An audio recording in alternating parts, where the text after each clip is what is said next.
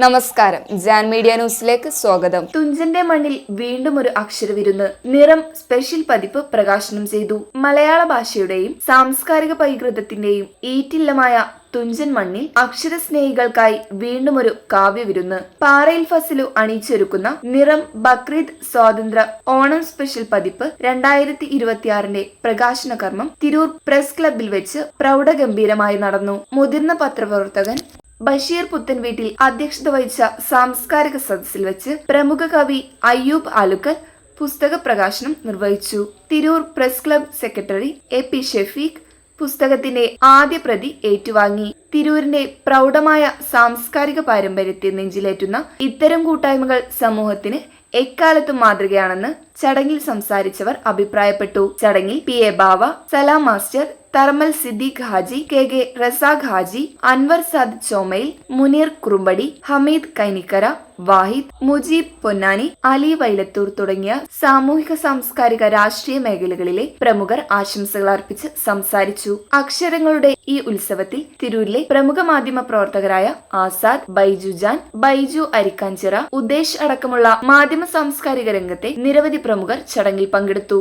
ചടങ്ങിന് നിറം സ്പെഷ്യൽ പതിപ്പ് ചീഫ് എഡിറ്റർ പാറയിൽ ഫസലു നന്ദി രേഖപ്പെടുത്തി. ഇന്ന് നമ്മളുടെ തിരൂരിൻ്റെ എഴുത്തുകാരനായിട്ടുള്ള സാമൂഹ്യ സാംസ്കാരിക പ്രവർത്തകനും തിരൂരിൻ്റെ എഴുത്തുകാരനുമായിട്ടുള്ള നമ്മൾ പാറയിൽ ഫസലുവിൻ്റെ 35ാമത് പ്രസിദ്ധീകരണമായ നിറം എന്ന പ്രസിദ്ധീകരണത്തിൻ്റെ പ്രകാശന കർമ്മം നടക്കാൻ പോവുകയാണ്. ഒരു 2-3 വാക്കുകൾ അദ്ദേഹത്തെ പറ്റി പറയാം. ഇന്നിപ്പോൾ നമ്മൾ തിരൂരിനെ സംബന്ധിച്ച് തിരൂരിലെ സാംസ്കാരിക കേന്ദ്രം, മലപ്പുറം ജില്ലയുടെ ഒരു സാംസ്കാരിക കേന്ദ്രമായി അറിയപ്പെടുന്ന ഒരു തിരൂരിൻ്റെ തുഞ്ചത്തെഴുത്തച്ഛൻ്റെ മണ്ണിൽ ഒരുപാട് സാഹിത്യകാരന്മാരും കലാകാരന്മാരൊക്കെ ഉണ്ട്. അതിലൊക്കെ വ്യത്യസ്തമായിട്ടാണ് നമ്മൾ ഫസലുക്ക. നമ്മൾ ഇന്നിപ്പോൾ ചെറുപ്പക്കാരും മറ്റുള്ള എല്ലാവരും വാട്സപ്പ് യൂണിവേഴ്സിറ്റിയിൽ കളിച്ചുകൊണ്ടിരിക്കുകയാണ്. മൊബൈൽ കിട്ടിയാൽ അതിനെന്തെങ്കിലും കുത്തിക്കുറിച്ചുകൊണ്ട് നമ്മളുടെ സമൂഹത്തിന് നല്ലതാം ചീത്തയായ മെസ്സേജുകളൊക്കെ വന്ന് നമ്മൾ നേരെ കളയുന്ന ഈ സമയത്ത് വളരെ അപൂർവമായിട്ടുള്ള ഒരു സിദ്ധിയാണ് നമ്മൾ ഫസലുക്കാക്ക് കിട്ടിയിട്ടുള്ളത്. കാരണം അദ്ദേഹം എഴുത്തിലൂടെയാണ് അദ്ദേഹം, എനിക്ക് തോന്നുന്നത് അദ്ദേഹം മൊബൈൽ ഉപയോഗിക്കുന്നതിന് വളരെ ദുർലഭമാണ്. അങ്ങനത്തെയൊക്കെ ഒരു ആളുകൾ ഇന്ന് ഈ കാലഘട്ടത്തിൽ ജീവിച്ചിരിക്കുക എന്ന് പറഞ്ഞാൽ വളരെ വിരളമായിട്ടുള്ള കാലഘട്ടമാണ്. കൂടുതലായിട്ടൊന്നും പറഞ്ഞില്ല. അദ്ദേഹത്തിൻ്റെ ദീർഘായുസ്, അദ്ദേഹത്തിൻ്റെ കുടുംബത്തിനും ദീർഘായുസ് നൽകട്ടെ എന്ന് പറഞ്ഞുകൊണ്ട് നമ്മൾ വീണ്ടും പാറയിൽ ഫസലുവിൻ്റെ 35ാമത്തെ പുസ്തക പ്രകാശന ചടങ്ങിന് സാക്ഷ്യം വഹിക്കാൻ വേണ്ടി എത്തിച്ചേർന്നിരിക്കുകയാണ്. ഫസലുവിനെക്കുറിച്ച് എല്ലാ ഇങ്ങനത്തെ പരിപാടികളിലും പറയുന്നത് തന്നെയാണ് ഇത്തവണയും ഇപ്പോഴും പറയാനുള്ളത്. കാരണം ഇതൊരു തപസ്യയായി സ്വീകരിച്ചിട്ടുള്ള ഒരു വ്യക്തിയാണ് ഫസൽ. ഈ ഒരു പ്രസിദ്ധീകരണം നിറം എന്ന പേരിലുള്ള അദ്ദേഹത്തിൻ്റെ 35ാമത്തെ പ്രസിദ്ധീകരണം ഇന്ന് പുറത്തിറങ്ങിക്കഴിഞ്ഞാൽ ഒരാഴ്ച അതിൻ്റെ പരസ്യക്കാരെയൊക്കെ സമീപിച്ച് അതിൻ്റെ പരസ്യസംഖ്യ സ്വരൂപിക്കുന്ന പ്രവൃത്തി കഴിഞ്ഞാൽ പിന്നെ അദ്ദേഹം തുടങ്ങുന്നത് 2027 ജനുവരിയിൽ പുറത്തിറക്കുന്ന റിപ്പബ്ലിക് ദിന സപ്ലിമെൻറ്റിൻ്റെ പ്രവർത്തനങ്ങളുമായിട്ടായിരിക്കും. പ്രശസ്ത കവിയും എഴുത്തുകാരനുമായിട്ടുള്ള അയ്യൂബ് ആലുക്കലിനെയും ബഷീർ പുത്തൻവീട്ടിൽ, അതുപോലെ തന്നെ ഫസലുക്ക, ഒരുപാട് വർഷമായി അദ്ദേഹം ഈ മേഖലയിൽ, ബഷീറൊക്കെ പറഞ്ഞ മാതിരി തന്നെ ഈ സോഷ്യൽ മീഡിയ ഉള്ള ഈ സമയത്ത് പോലും ഈ എഴുത്ത് മേഖലയിൽ ഇതുപോലത്തെ ഒരു സംരംഭം പുറത്തിറക്കുക എന്നുള്ളത് നമുക്കൊക്കെ അറിയാൻ വലിയ പ്രയാസമുള്ളൊരു സംഭവമാണ്. കാരണം ഒരു സ്കൂളിൽ നിന്നും കോളേജിൽ നിന്നൊക്കെ ഒരു മാഗസിൻ ഇറക്കാനുള്ള ബുദ്ധിമുട്ട് നമുക്ക് അനുഭവിച്ചതാണ്. അപ്പോൾ അതിൻ്റെയൊക്കെ ആ ബുദ്ധിമുട്ടിലൊക്കെ ഇദ്ദേഹം ഈ പുസ്തകത്തിൻ്റെ ഇത് നിലനിൽക്കണം എന്ന ആഗ്രഹത്തോടു കൂടിയിട്ട് നിരന്തരം ഈ തിരൂർ പട്ടണത്തിൽ അദ്ദേഹം വർക്ക് ചെയ്യുന്നു എന്ന് കേട്ടതിൽ വളരെ സന്തോഷമുണ്ട്. കഴിഞ്ഞ ഏകദേശം ഒരു 10 പ്രസിദ്ധീകരണത്തിൻ്റെ ശേഷമാണ് ഞാൻ അദ്ദേഹവുമായിട്ട് കൂടുതൽ അടുക്കുന്നതും. അതിൻ്റെ അടിസ്ഥാനത്തിലാണ് കേരള മാപ്പിള കലാ അക്കാദമി ഞങ്ങൾ വർഷം തോറും 2 വർഷമായി തുടങ്ങിയ വർഷം തോറും ഒരു അവാർഡ് പ്രഖ്യാപിച്ചിരുന്നു. അതിൻ്റെ പ്രഥമ അവാർഡ് ഞങ്ങൾ കൊടുത്തത് റഹീം ഏച്ചേരിക്കാണ്. അതിൻ്റെ കഴിഞ്ഞ വർഷം അതിൻ്റെ 2ാമത് അവാർഡ് അതിൻ്റെ ജൂറി ഒരു അംഗം കൂടിയായിരുന്നു ഞാൻ. ഞങ്ങൾക്ക് കൂടുതലൊന്നും ഞങ്ങൾ ചിന്തിക്കേണ്ടി വന്നില്ല, പുറത്തേക്കൊന്നും പോകേണ്ടി വന്നില്ല. നമ്മുടെ നാട്ടിൽ തന്നെ ഇതിന് അർഹനായ ഒരാളുണ്ട് എന്നുള്ള പ്രതീക്ഷിച്ചുകൊണ്ട് ഞങ്ങൾ ആ പ്രാവശ്യത്തെ കർമ്മപ്രഭ പുരസ്കാരം, കേരള മാപ്പിള കലാ അക്കാദമി തിരൂർ ചാപ്റ്ററിൻ്റെ കർമ്മപ്രഭ പുരസ്കാരം അദ്ദേഹത്തിനാണ് ഞങ്ങൾ സമർപ്പിച്ചിട്ടുള്ളത്. അങ്ങനത്തെ ഒരു സംഭവം ഈ തിരൂരിന് സമർപ്പിക്കാൻ അദ്ദേഹത്തിന് കഴിഞ്ഞ വളരെ വലിയ സന്തോഷമുണ്ട്. പ്രത്യേകിച്ച് നന്ദി പറയുന്നത് ഈ ഒരു വലിയ ഒരു ചടങ്ങിന് ഇതിൻ്റെ പ്രകാശനം ചെയ്യാൻ ഈ ചെറിയ എളിയവനെ പോലും ഇതിലേക്ക് കൂട്ടി പിടിച്ചതിന് പ്രത്യേകം നന്ദിയും കടപ്പാടും അറിയിച്ചുകൊണ്ട്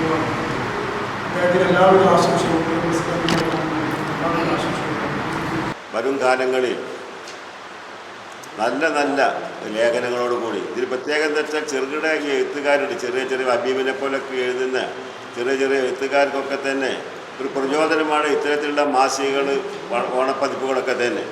അപ്പോൾ അവർക്കൊക്കെ തന്നെ ചെറുകിട ഈ സാഹിത്യകാരന്മാരെയും കവികളെയും എഴുത്തുകാരെയും നോവലിസ്റ്റുകളൊക്കെ ഉയർത്തിക്കൊണ്ടുവരുന്നത് ഇത്തരത്തിലുള്ള ഈ നിറം പോലുള്ള പ്രസിദ്ധീകരണങ്ങൾ തീർച്ചയായും ഒരു മുതൽക്കൂട്ടാണ്. കൂടുതൽ നല്ല കെട്ടും മട്ടോടുകൂടി നല്ല ലേഖനോടുകൂടി അടുത്തതും പ്രസിദ്ധീകരിക്കാൻ ഭാരത പ്രസിന് കഴിയട്ടെ. അതുപോലെ തുഞ്ചപ്പറമ്പെല്ലാം തുഞ്ചത്തെല്ലാം ജന്മം കൊണ്ട് അനുഗ്രഹമായ ഈ സ്ഥലം പ്രത്യേകിച്ച് പല സാഹിത്യകാരന്മാരും ഇവിടെ ഉണ്ടായിട്ടുണ്ട്. ഈയടുത്ത് സഖാവ് ദാമോദരനെ പോലെയുള്ള എഴുത്തുകാരും അറിയപ്പെടുന്ന ലോക നിലവാരത്തിൽ അറിയപ്പെടുന്ന ഒരു വ്യക്തിയാണ്. ആ നിലവാരത്തിലേക്കാണ് നിറം അദ്ദേഹത്തിൻ്റെ 35ാമത് പതിപ്പാണിത്. നിറ എന്ന മാസിക അതിലെല്ലാം ഉൾപ്പെടുത്തി. ബലിപെരുന്നാളും സ്വാതന്ത്ര്യദിനവും അതോടെ ഓണവുമെല്ലാം അതിൽ ഉൾപ്പെടുത്തിയിട്ടുണ്ട്. അപ്പോൾ ഇന്ന് ഇവിടെ നടന്നത് ഒരു പുസ്തക പ്രകാശന ചരിത്രത്തിൻ്റെ ഭാഗമാണ്. ചരിത്രം എന്ന് പറഞ്ഞാൽ ലോക ഉത്ഭവം ചരിത്രമാണ്. ആ ചരിത്രത്തിൻ്റെ ഏക ഘടകം എഴുത്താണ്, സാഹിത്യമാണ്. പിന്നീട് ഒന്നുള്ളത് ശാസ്ത്രപരമാണ്, പിന്നെ ഒന്നുള്ളത് കലകളാണ്. ഈ 3 കാര്യങ്ങളാണ് പ്രപഞ്ചത്തിൻ്റെ നിലനിൽപ്പിൻ്റെ പ്രത്യേക ഘടകങ്ങൾ. ഇതിനെ ഞാൻ ചെറുതായി കാണരുത്. ഇന്ന് 1000ഓളം പുസ്തകങ്ങൾ സ്റ്റോക്കിരിക്കുന്ന ഒരു വ്യക്തി, 1000കണക്കിനാണ്. ആ പുസ്തകങ്ങൾ ഉണക്കമീൻ പൊതിയാൻ കൊടുത്തൂടെ എന്ന് ചോദിച്ചാൽ ഒരു സമൂഹത്തിൻ്റെ അടിയിലാണ് ഞാൻ ജീവിക്കുന്നത്. അപ്പോൾ നമ്മൾ എന്തൊരു പുസ്തകം കിട്ടിയിട്ടുണ്ടോ അത് വായിക്കാൻ കൊടുക്കുകയാണ്. എന്നാൽ ഇന്ന് എൻ്റെ അടുത്ത് പഠിക്കാൻ പറ്റുന്ന കുട്ടികൾ പോലും ഒരു കഥ ബുക്ക് കൊടുത്താൽ അത് വായിക്കാൻ അവർ താല്പര്യപ്പെടുന്നില്ല എന്നുള്ളതാണ്. പാറയിൽ ഫസലുവിനെ പറ്റി എക്സ്പ്ലെയിൻ ചെയ്യേണ്ട ഒരാവശ്യവുമില്ല. കാരണം 35ാമത്തെ ഈ സംഗമത്തിലും അദ്ദേഹത്തെ പറ്റിയിട്ട് എല്ലാവരും ഇവിടെ വർണ്ണിച്ചിട്ടുണ്ട്.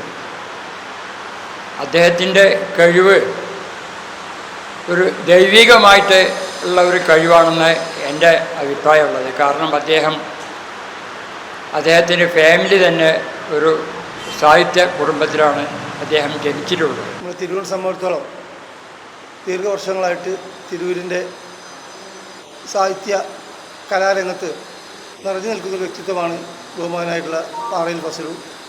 അദ്ദേഹത്തിൻ്റെ സൃഷ്ടികൾ സാധാരണക്കാരന് ഏറ്റവും എളുപ്പത്തിൽ മനസ്സിലാക്കാൻ കഴിയുന്നതും അതോടൊപ്പം തന്നെ ഒരുപാട് സാമൂഹ്യ വിമർശനങ്ങൾ നൽകുന്നതുമായിട്ടുള്ള നല്ല നല്ല സൃഷ്ടികളാണ്.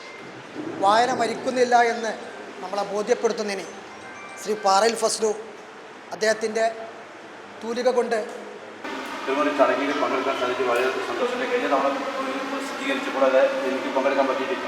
ഞാൻ ഉൾപ്പെടായതുകൊണ്ട് എത്തിപ്പെടാൻ സാധിച്ചിട്ടില്ല.